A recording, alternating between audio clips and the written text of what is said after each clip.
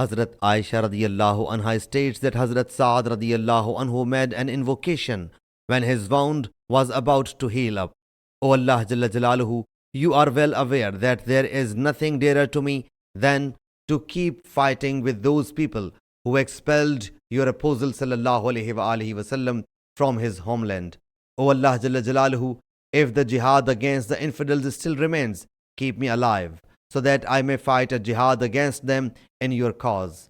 O Allah Jalla Jalaluhu, I think you have put an end to the fight between us and them.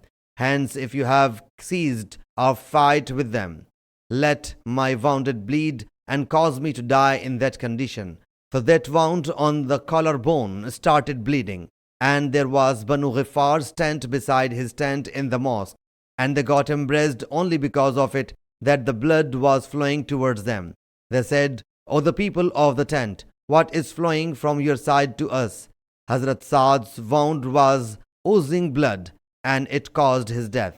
Sahih Muslim Hadith number 4575.